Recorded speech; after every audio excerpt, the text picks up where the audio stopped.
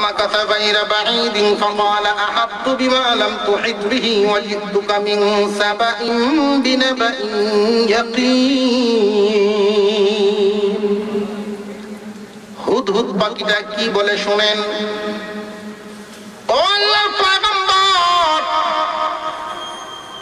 আমি আমার স্বজাতি আর একটা হুদহুদ পাখি পাইছিলাম, তার সাথে উড়তে উড়তে উড়তে উড়তে এমন একটা দেশে চলে গেলাম যেই দেশের খবর আপনি জানেন না,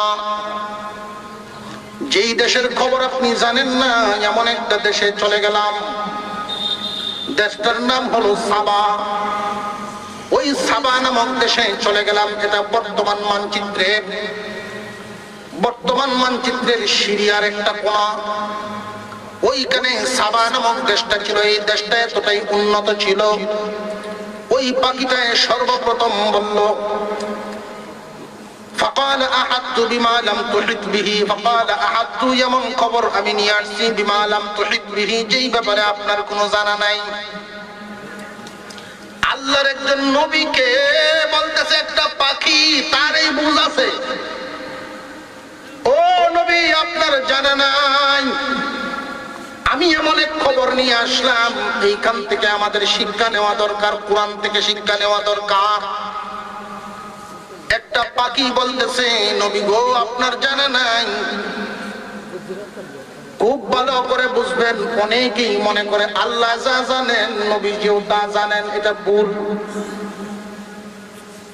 ভাই, প্রত্যেকের বুঝ সঠিক আনা দরকার। ওলামায়ে কেরাম কাউকে ভুল পথ দেখান না। মহান মাওলা কারীম বুঝায় দিয়েছেন নবীগণ তা জানেন, আল্লাহ যা জানান। নবীগণ তা জানেন না, আল্লাহ যা জানান না। যদি সব জানতেন তাহলে জিবরাইলের কি দরকার ছিল? এতটুকু তো বুঝ রাখার দরকার। পাখিটায় বলতেছেন পয়গম্বর, আপনি জানেন না, ওই দেশের খবর আপনি জানেন না। এমন একটা দেশের খবর নিয়ে আসলাম। ওয়াজিতুকা মিন সাবাইন বিনাবাইন ইয়াকিন, বিশ্বস্ত খবর, একবারে নিজের চোখে দেখে আসলাম। ইন্নী ওয়াজাদতু ইমরাআতান তামলিকুহুম ওয়া উতিয়াত মিন কুল্লি শাই ওয়া লাহা আরশুন আযীম। ওগো নবী, এই দেশটার মধ্যে গিয়ে দেখলাম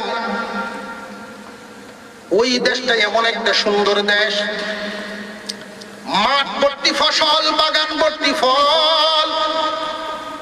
মুফাসসিরিনে কেরাম বলেন এত ফল ফ্রুট আল্লাহ পাক ওই দেশের মানুষকে দিয়েছিলেন, এমন নিয়ামত দিয়েছিলেন। কোন একটা বাগানের ভিতরে একজন মানুষ যদি একটা টুকরি নিয়ে ঢুকিয়া যাইতো, বাগানের ওই মাথা থেকে ওই মাথা দিয়ে গিয়ে বাহির হয়ে যেত। ফল টুকানোর দরকার নাই, ফল পাড়ার দরকার নাই, এত ফল গাছের মধ্যে ছিল। এক মাথা দিয়ে দুইকার এক মাথা দিয়ে বাহির হয়ে গেলে উপর থেকে যেগুলো আপসে আপ করতো এগুলো দিয়ে টুকরি ভরিয়া যাইত।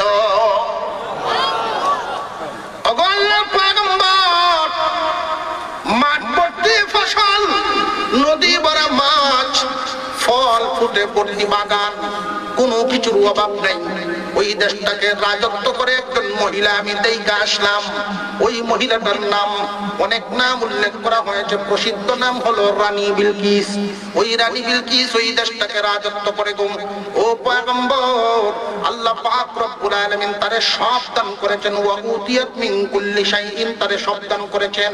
সব বলতে কি বুঝাইলেন? সব বলতে বুঝাইলেন তৎকালীন জামানায় দেশ পরিচালনা করার জন্য যা যা দরকার আল্লাহ সব তারে দান করছেন, কোনো কিছুর বাকি নাই। এর মধ্যে এমন একটা বস্তু দান করেছেন যেই বস্তু আমি পৃথিবীর কোথাও দেখি নাই।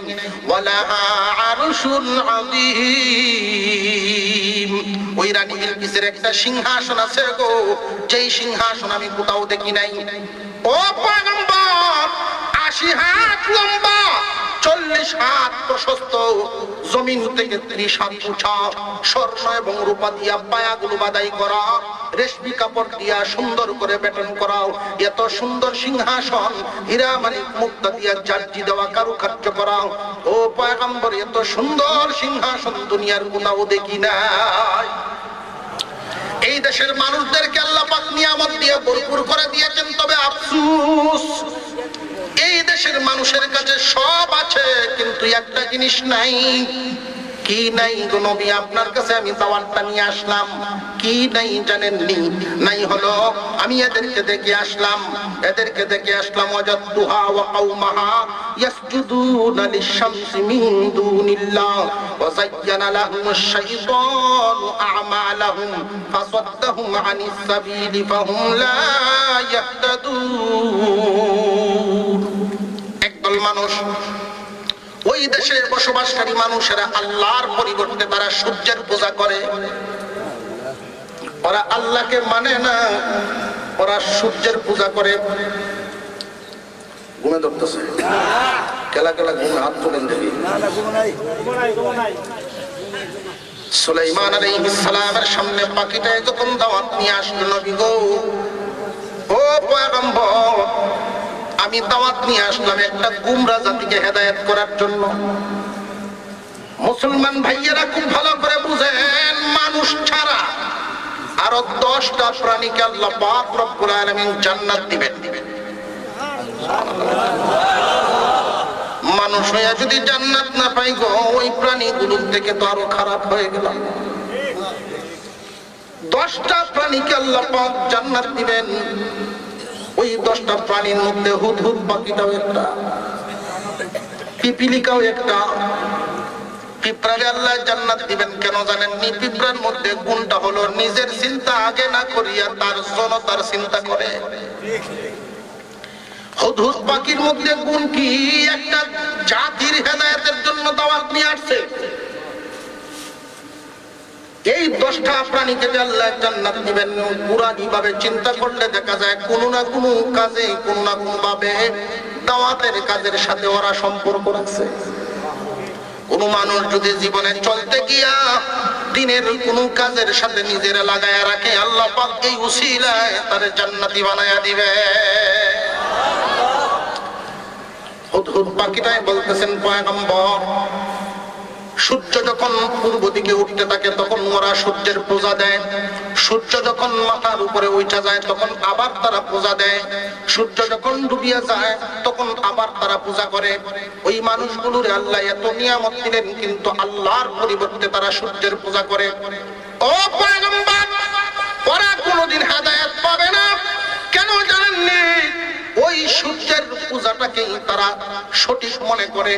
সঠিক যদি মনে করে তাহলে তো আর কোনোদিন হেদায়েত হবে না।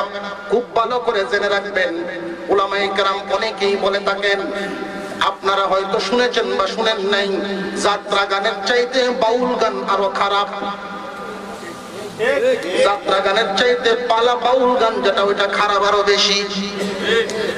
কেন জানেননি? কারণ হলো যাত্রা গানকে মানুষের সবাই খারাপই জানে, সব মানুষই জানে যাত্রা গান। কিন্তু আমাদের মধ্যে একদল মানুষ আছে বাউল গানকে ভালো মনে করে। কোন খারাপ কাজকে যদি কেউ ভালো মনে করে, এটা জীবনেও হেদায়েত পায় না। খারাপকে খারাপ মনে করলে হেদায়েত পাওয়ার আশা আছে, কিন্তু যদি খারাপকে কেউ ভালো মনে করে করতে থাকে, যেমন অনেক মাজারের মধ্যে পবিত্র উরুস শরীফ, পবিত্র উরুস শরীফ দিয়ে পরে বাউলা গান গায়নি না, গায় না, জীবনে কোনোদিন হেদায়েত পায় না ওরা। কারণ কি জানেননি? ওরা এটারে ভালো মনে করে করে নেক কাজ। কোন বেদাতকে, কোন কুফরি, কোন বদ্দিনীকে যদি দ্বীনি কাজ মনে করে কাজ করে কেউ, জীবনে কোনোদিন হেদায়েত পায় না। পাখিটাই বলতেছে, পয়গম্বর, ওরা হেদায়েত পাবে না। কেন জানেননি? শয়তান এদেরকে বুঝায় দিছে সূর্যের পূজায় আসল কাজ, এটাই এদেরকে আল্লাহ শয়তানে বুঝায় দিছে। সুলাইমান আলাইহিস সালাম ওই দিন বলেছিলেন, আমি একটু সংক্ষিপ্ত করে বলি, ওই দিন সুলাইমান আলাইহিস সালাম বলেছিলেন, তুমি কি বাঁচার জন্য এই ঘটনা শোনাও না সত্যি? আমি তোমারে পরীক্ষা করব। একটা চিঠি উনি লিখছেন, রানী বিলকিসের প্রতি একটা চিঠি লিখে হুদহুদ পাখিদের কাছে দিছেন।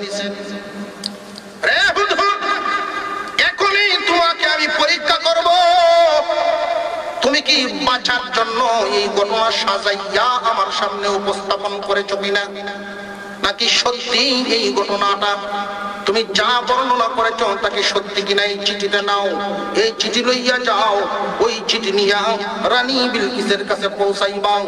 এরপরে পৌঁছাইয়া সে যেহেতু একজন রানী, তার সামনে তুমি অহংকার নিয়ে দাঁড়াইয়া থাকবা না, তার কাছ থেকে একটু দূরে দাঁড়াইয়া লক্ষ্য করবা চিঠি পাইয়া তারা কি সিদ্ধান্ত নেয়, কি আলোচনা করে, এটা লক্ষ্য করবা। এই খবর আবার আমার কাছে এনে পৌঁছাইবা। اذهب بكتابي هذا فألقه إليهم ثم تول عنهم فانظر ماذا يرجعون। চিঠি লইয়া এই চিঠিটা নিয়ে হুদহুদ পাখিটায় যখন রানী বিলকিসের সামনে গেল, রানী বিলকিস এবং তার পরিষদ তখন রওনা দেওয়ার সময় হয়েছে, সূর্যের পূজা করতে যাবে। এমনি টেবিলের উপরে নিয়ে রাখছে। রানী বিলকিস পাখির কাছ থেকে চিঠিটা নিয়ে আশ্চর্য হয়ে গেল। আশ্চর্য হইয়া চিঠিটা দেখে তিনি পড়তেছেন আর আশ্চর্য বোধ করছেন।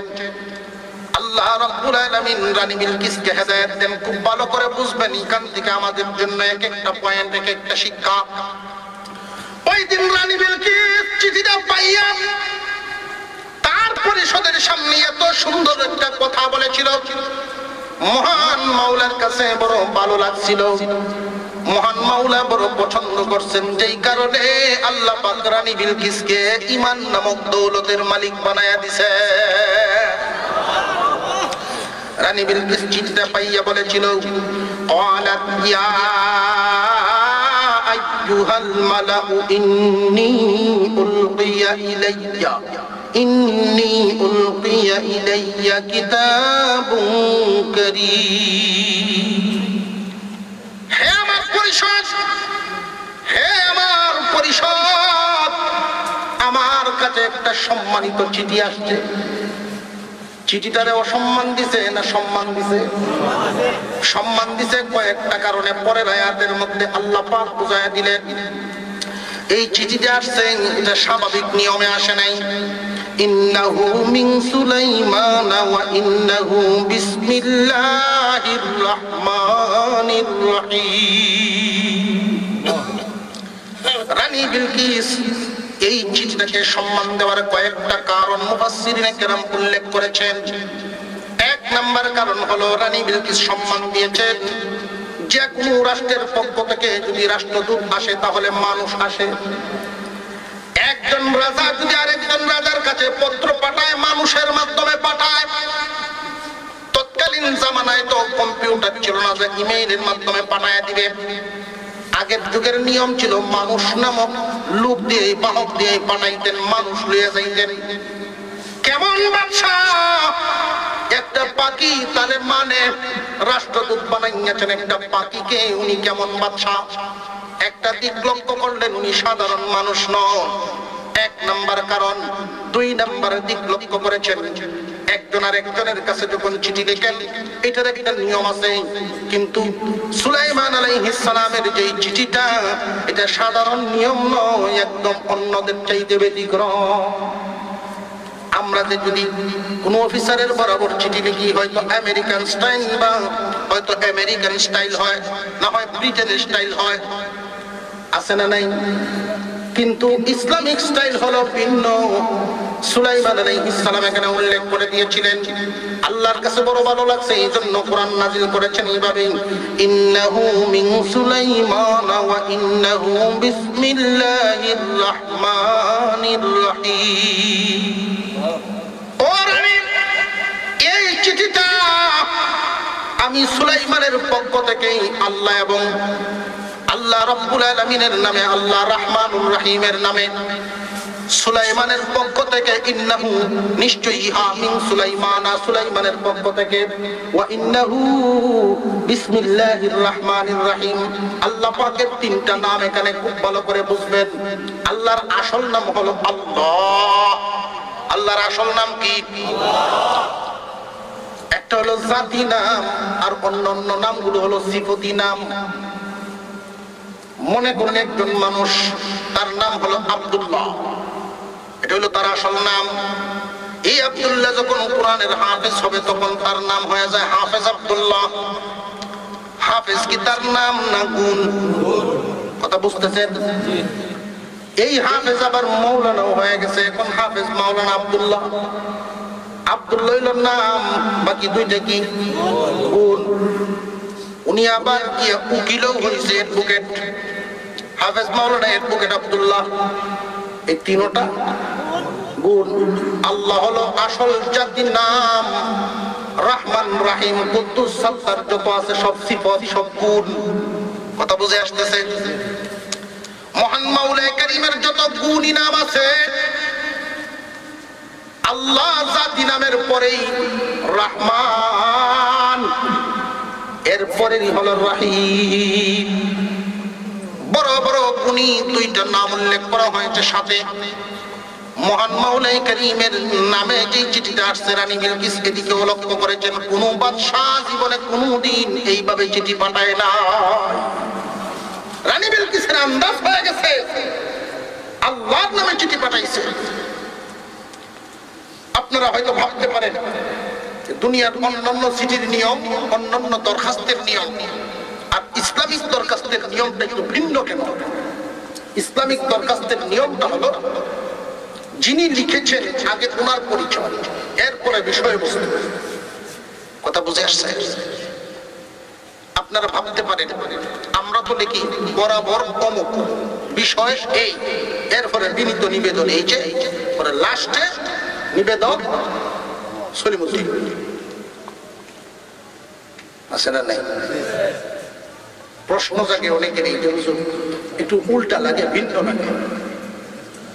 আচ্ছা বলুন, আপনার কাছে যদি একটা চিঠি আসে, এই চিঠিটাই যদি দেখা যায় যে একজন মেম্বার সাহেব পাঠাইছেন, তাহলে এটার ওজন যেমন হবে, চেয়ারম্যানের পক্ষ থেকে আসলে ওজন সেম না একটু বাড়বে?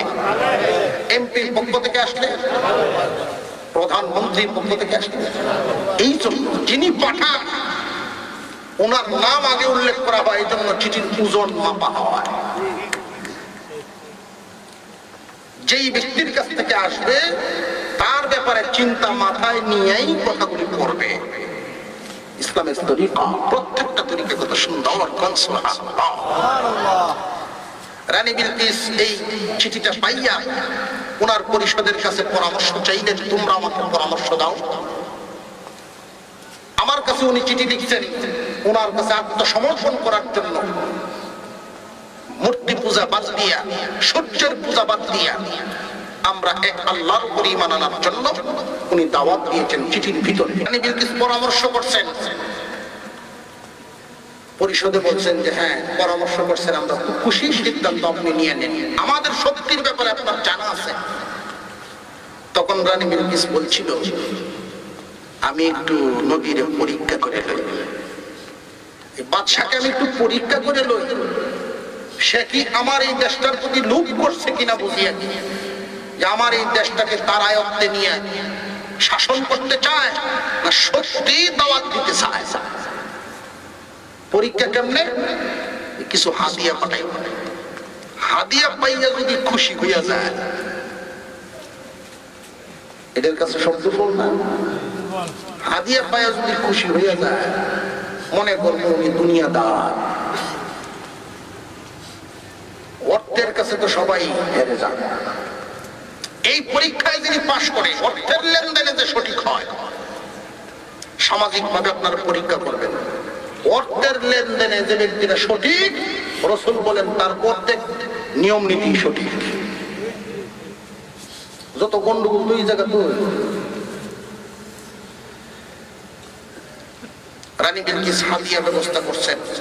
হাদিয়া কি পাঠাইছেন? শুধু হাদিয়া শব্দটা উল্লেখ কোরআনে, অনেক মুফাসসির অনেক ভাবে বলেছেন, স্বর্ণের লাঠি, স্বর্ণের কয়েকটা ইট, স্বর্ণের কিছু সামান দিয়া পাঠাইছেন। সুলাইমান আলাইহিস সালাম বলছিলেন পাখিটাকে দূর থেকে দেখবা, দেখে আইসা আমার কাছে বলবা, মনে আছে নি? পাখিটা আইসা যখন আগে খবর বইলা দিছে সুলাইমান আলাইহিস সালাম, শুইনাই তিনি জিন্নাতদেরকে জানায় দিলেন, জিন্নাতেরা রে, আমাকে পরীক্ষা করার জন্য কিছু হাদিয়া নিয়ে আসতেছে। তোমরা একটা কাজ করো, বড় বড় সুন্দরবনের মতো, আফ্রিকার জঙ্গলের মতো বড় বড় জঙ্গল থেকে বাঘ, ভালুক, হিংস্র প্রাণীগুলো ধরে ধরে নিয়ে আসো আগে। আমার বাড়ি থেকে, আমার বাড়ির গেট থেকে 3 মাইল দূর পর্যন্ত রাস্তাটারে স্বর্ণ দিয়া পাকা করো, স্বর্ণ দিয়া পাকা করো। ওই পাকা রাস্তার ডানে বামে বাঘ, ভালুক, হাতি, এইরকম হিংস্র জানোয়ার গুলো বাঁধিয়া রাখবা। জানোয়ারের নিচে যে পাটাতন দেওয়া হয় ইট দিয়া, এই স্বর্ণের ইট দিয়া পাটাতন দিবা। স্বর্ণের ইটের উপরে ফেলে তাই বসে নাই বসে পায়না করবো।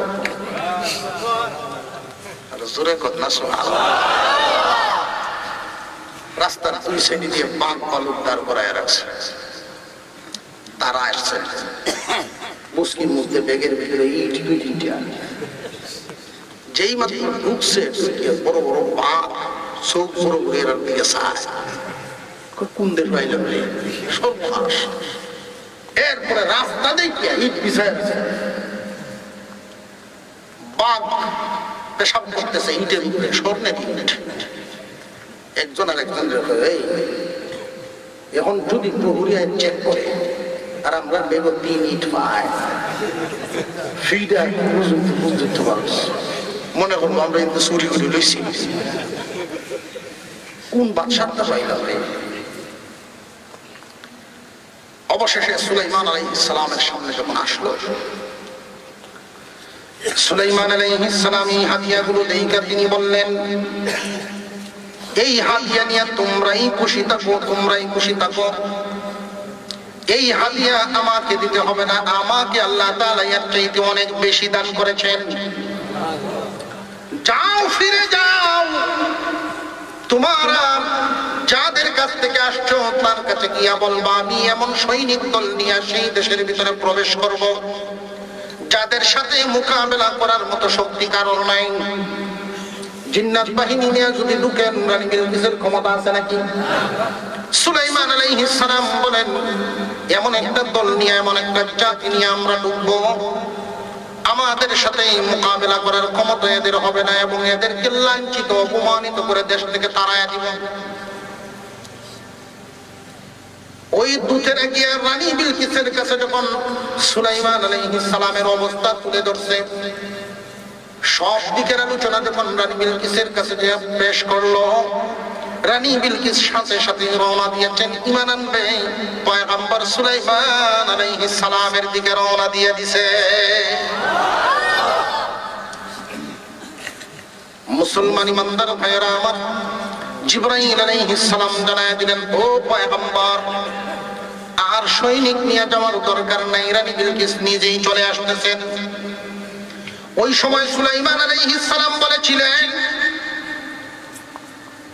আমার এই পরিষদের মধ্যে এমন কি কেউ আছেন যে নাকি রানী বিলকিস এখানে আসার আগে তার যে একটা সিংহাসন আছে, মনে আসেনি? ওই রানী বিলকিসের সিংহাসনটা সে আসার আগে এনে দিতে পারবে এমন কি কেউ আসেনি? জিন্নাতের সেনাপতি, জিন্নাত বাহিনীর যে সেনাপতি, সে দাঁড়ায় বলল, ক্বালা ইফরিতুম মিনাল জিন্নি, ক্বালা ইফরিতুম মিনাল জিন্নি আনা আতিকা বিহি ক্বাবলা আন তাকুমা মিন মাকামিক ওয়া ইন্নী আলাইহি লাকাবিয়্যুন আমিন।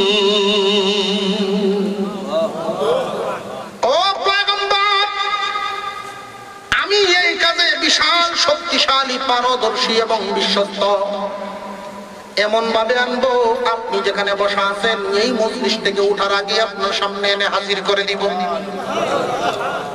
আপনি বসা থেকে দাঁড়াইবার আগে আমি হাজির করে দিব, অসুবিধা হবে না এবং একটা জার্সিও কোনো জায়গায় ছিঁড়ে পড়বে না, আমি বিশ্বস্ত। সুলাইমান আলাইহিস সালাম জাতিগতভাবে মানুষ, জিন্নাতের দ্বারা এই কাজটা হবে। তিনি মানুষদের দিকে তাকাইলেন, মানুষের মধ্য থেকে একজন দাঁড়ায় বললেন, ক্বালাল্লাযী ইনদাহু ইলমুম মিনাল কিতাব এইখানে একজন আলেম ছিলেন যিনি ইসমে আজম জানতেন, আলেম ছিলেন, মুসলমান খুব ভালো করে জানবেন একজন ইমানদারের কত দাম। একজন ইমানদারের দাম, সত্যিকারের ইমানদারের দাম ফেরেশতার চাইতেও বেশি। একজন সত্যিকারের ইমানদারের দাম ফেরেশতার চাইতেও বেশি। সুলাইমান আলাইহিস সালাম যখন মানব কুলের দিকে তাকালেন মজলিসের মধ্যে, এই আলেম দাঁড়ায় বললেন, হুজুর আমার ভাই জিন জাতির ব্যক্তি, জিন জাতির পক্ষ থেকে বলেছেন আমার ভাই ইফরিত নামক জিন, তিনি বলেছেন আপনি দাঁড়ানোর থেকে, আপনি বসার থেকে দাঁড়াইতে যতক্ষণ লাগবে এর আগে নিয়ে আসবে। হুজুর আমাকে অনুমতি দিন, আপনার চোখের পলক ফেলাইতে যতক্ষণ লাগে এর আগে নিয়ে আসবো। চোখের পলক ফেলাইয়া দেখেন সামনে হাজির। মানুষ যদি মানুষ হয় জিন্নাতের চাইতেও শক্তিশালী হয়, ফেরেশতার চাইতেও দামি হয়। কত মানুষ ফুক আনাবেন লাগে হুজুর, বুতে ধরে, জিনে ধরে, এটা জিনের চাইতে খারাপ জন্য জিনে ধরে।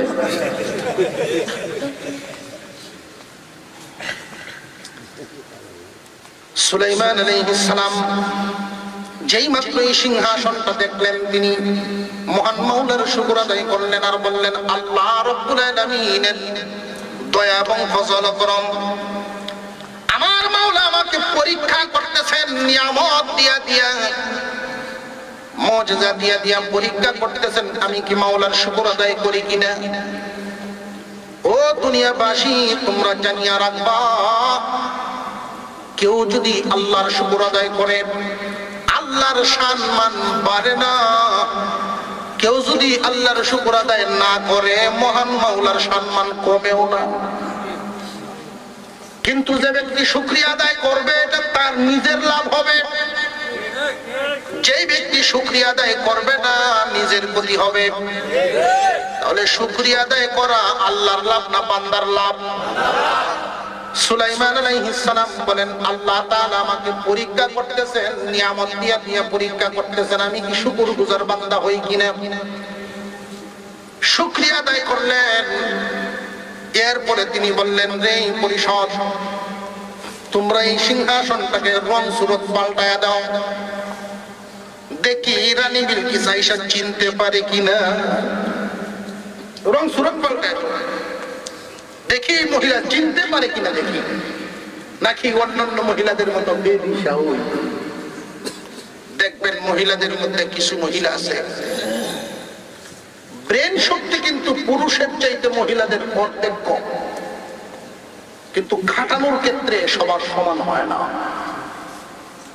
ব্রেন খাটানোর ক্ষেত্রে সবার, অনেক মহিলা আছে পুরুষের চাইতে বেশি কাটাইতে পারে। ঘুমের ওষুধ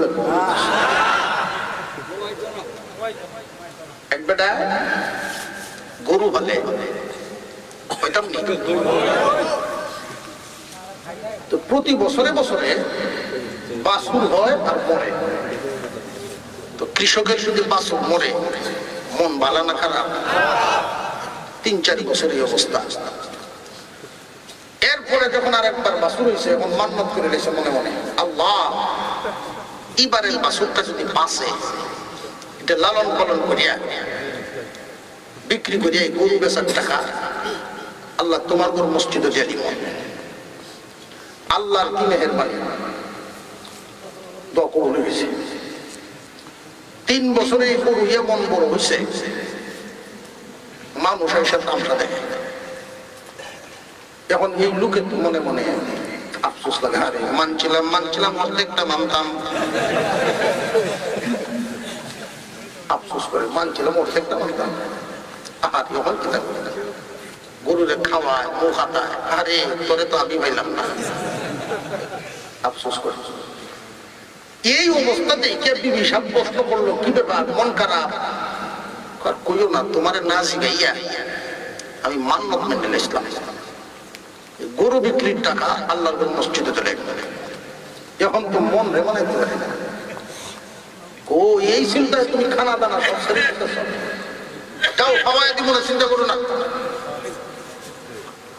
এখন আবার টেনশন করে কেমনে খাওয়াই দিব। তো এতটুকু তার আস্থা আছে পাওয়াইতে যে পারবো, কারণ উনি যে কি চিজ তার জানা আছে না। যেই দিন গরু বিক্রির সময় হয়েছে, এই দিন একটা বিড়ালের বাচ্চা গরুর সাথে দিয়েছে। কইটা কি তার বাজারে নিয়ে কইবা দুইজন দুস্তি, একজন ছাড়া একজন বিক্রি হতো না। কোনটার দাম কত? বিলের দাম ৪৫,০০০, গরুর দাম ৫,০০০, দুইটা মিলিয়া ৫০। ডাকাতে বড় বড় গাবতলী বাজার থেকে পাইকার আইছে, সেই বড় বড় দিকে দাম কত? ৫,০০০। কি কয় ৫,০০০? কয় বুঝছে না, দুস আছে সাথে দুস্থ আছে। কই দুস্থ? ব্যাগের ভিতরে দুস্থ সহ নিলে বিক্রি করবো। দুস্থর দাম ৪৫,০০০। ঘুরি বাবারি বাবা। ব্যাপারী কয় গরুর দাম ৪৫, দুস্থের দাম ৫,০০০। কয় না, আমি যেমনি কইছি এমনি বুঝ হইলে নেও নইলে যাও। ব্যাপারে চিন্তা করলো গাবতলী বাজারে নিলে এই গরু ৭০,০০০ বিক্রি করা যায়। তার তো নেও নইল না, দুইটা মিললে ৫০ দেখি ট্রাক গরু উঠাই বিলাই উঠে না, বিলাই ফেলাই দেবো, সমস্যা। ব্যাপারীর হিসাব মিলাই নিয়ে গেছে ২৫০। আর উনি বিক্রি করে বাড়িতে আসছেন, হিসাব জিগাইছেন গরু ৪৫, বিড়াল ৪৫। ৪৫ পয়সা তো গরু বিক্রিটা ৫,০০০ মসজিদে দেখাও। তুমি তো মান্যত করছিল গরু বিক্রি টাকা দিবা মসজিদে। কেমন খাটানি খাটাইছে দেখতে পাবে, আছে না কিছু। রানী বিলকিসের মেধা শক্তি কতটুকু, বুঝ কতটুকু, সুলাইমান আলাইহিস সালাম পরীক্ষা করতে চাইছিলেন। রং সুরত পাল্টায় দিয়েছেন চেয়ারে। চেয়ারটা কতটুকু বড়? ৮০ হাত লম্বা, ৪০ হাত প্রশস্ত, জমিন থেকে ৩০ হাত উঁচা। রং সুরত সব পাল্টায় দিয়েছে। রানী বিলকিস আসছেন, ওনাকে প্রশ্ন করা হয়েছে, তোমার চেয়ারটা কি এমনই?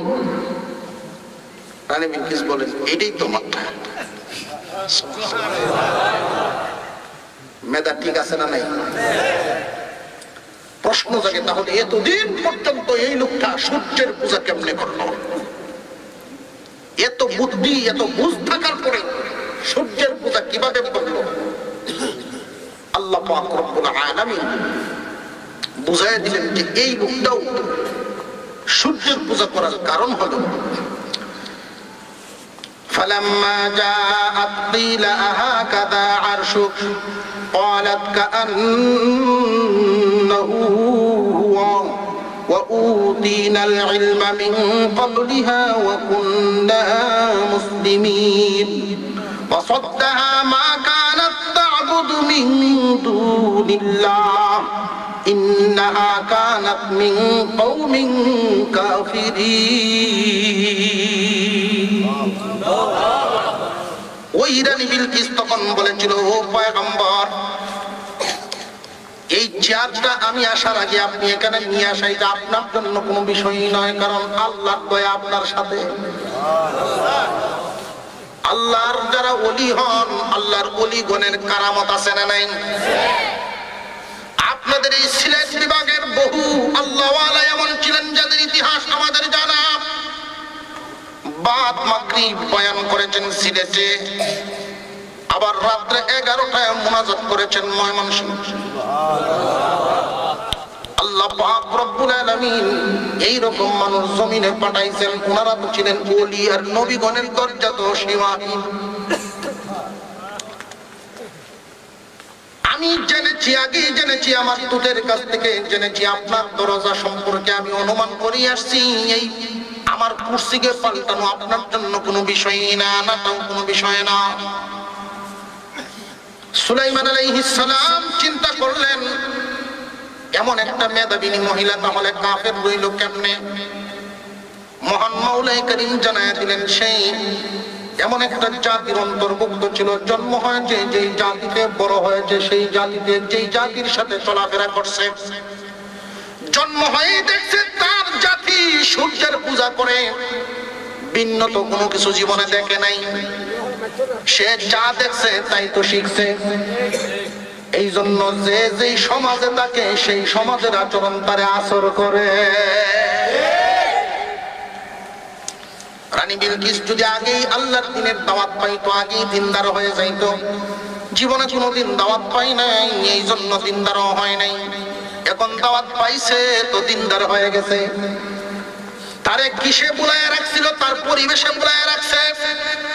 এই জন্য সমাজের মধ্যে যদি এমন কোন ঘটনা ঘটতে চায় যেটা আল্লাহ বিরোধী, রাসূল বিরোধী, সকলে সম্মিলিত ভাবে এই বিরোধী কাজটারে বন্ধ করে দিতে হবে। নইলে এক সময় এটা ঢুকে ঢুকে পুরো সমাজটারে ক্যান্সারের মতো আক্রান্ত করে ফেলবে।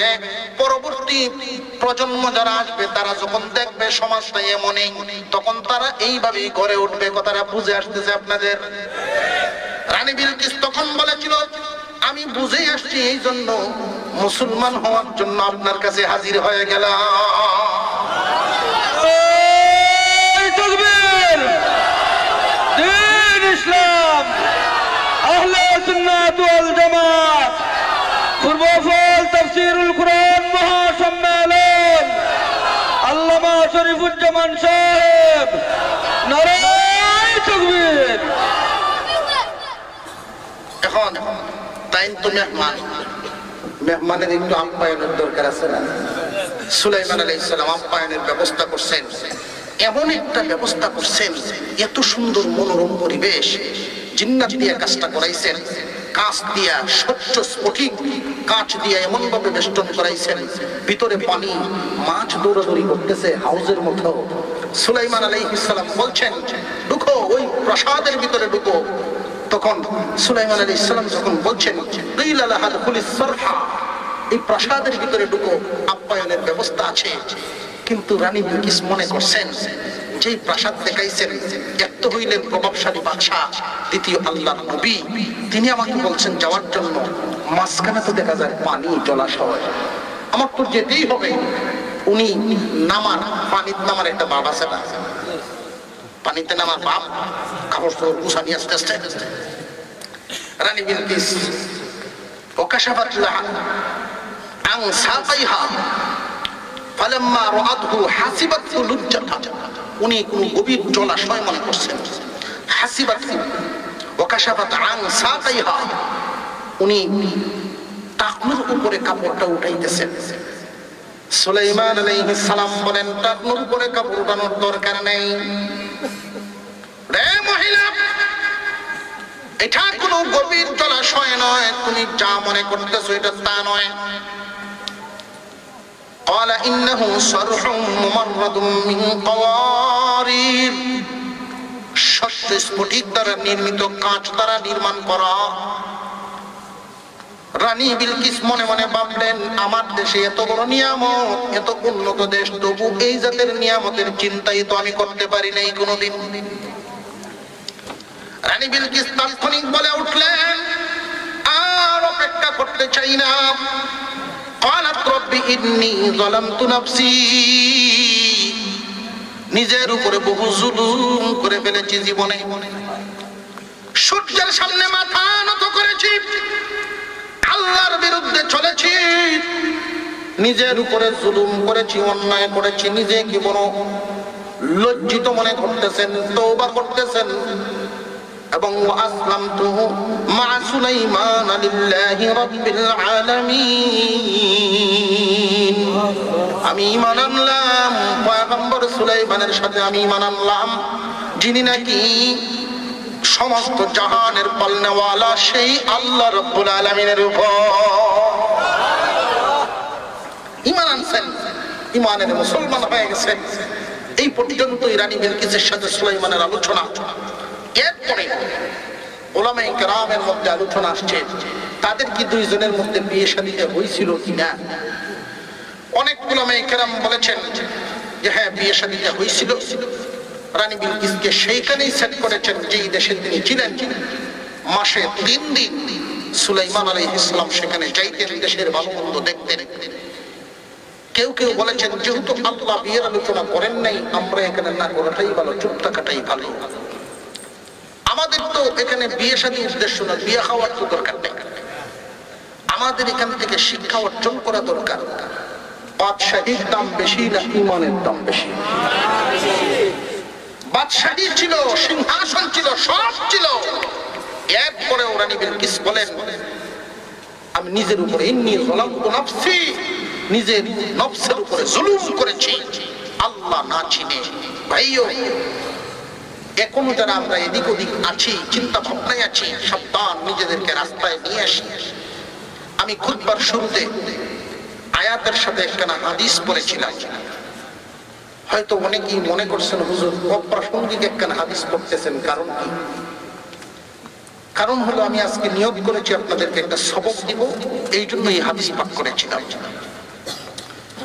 হুজুর আকরাম সাল্লাল্লাহু আলাইহি ওয়াসাল্লাম বলেন মান ক্বারাআ সূরাতুল ইখলাস বিআশরিন বুনিয়া লাহু বাইতুন ফিল জান্নাহ। মান ক্বারাআ সূরাতুল ইখলাস বিআশরিন বুনিয়া লাহু বাইতুন ফিল জান্নাহ। ছোট্ট একটা আমল দিয়ে যাই। আল্লাহর পয়গম্বর বলেন আমার কোন উম্মত যদি 10 বার সূরা ইখলাস তিলাওয়াত করে, কয়বার? সূরা ইখলাস চিনছেন তো? কুল হুয়াল্লাহু আহাদ আল্লাহুস সামাদ লাম ইয়ালিদ ওয়া লাম ইউলাদ ওয়া লাম ইয়াকুল লাহু কুফুওয়ান আহাদ। কেউ যদি 10 বার তিলাওয়াত করেন, আল্লাহ পাক তার নামে সুন্দর একটা বিল্ডিং জান্নাতের ভিতরে বানায়া দেন। বান্দারে যদি একটু পরিশ্রমের বিনিময়ে হবিগঞ্জ শহরে একটা ঘর হয়, তাহলে পরিশ্রমটা করবো না করবো না? আমরা এখানে যারা আছি আল্লাহ পাক আমাদের প্রত্যেকের নামে একটা করে জান্নাত বানাইছেন। সবার জান্নাত কিন্তু সমান নয়, সবার জান্নাত সমান নয়। কারোর জান্নাত সাজানো গোছানো বেশি থাকবে, কারোর জান্নাত কম থাকবে। আল্লাহ তাআলা তো জান্নাতটা দিবেন একটা ময়দানের মতো।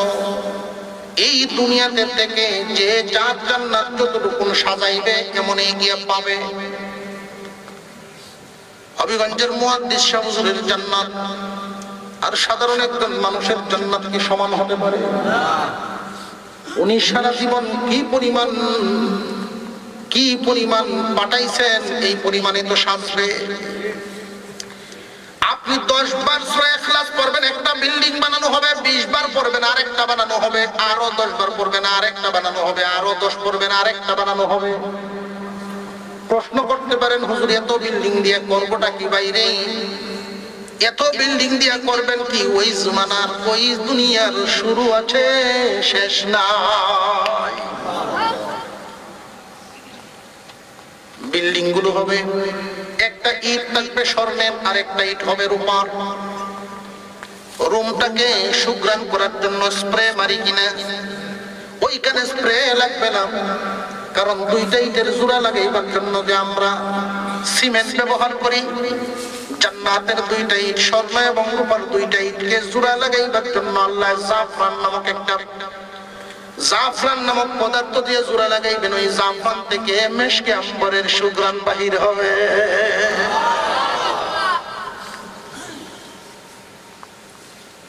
এত সুন্দর বিল্ডিং তৈরি হবে 10 বার সূরা ইখলাস তিলাওয়াত করলে। যারা আরো বেশি বেশি সূরা ইখলাস তিলাওয়াত করবে, আল্লাহ পাক জানাজার নামাজের মধ্যে ফেরেশতা নাযিল করে দিবেন। আমরা এই আমলটা করতে রাজি আছি ইনশাআল্লাহ। কোরআনের তাফসীর মাহফিলের মধ্যে এসে যদি আমরা কিছু নিয়ে যেতে পারি, দোয়া না করে কে কে চলে যাবেন? একটু হাত তুলেন দেখি। দোয়া না করে কে কে যাবে? দোয়া না করিয়া আলহামদুলিল্লাহ। আজকের এই মাহফিলে আমরা সকলে খুশি না বেজার।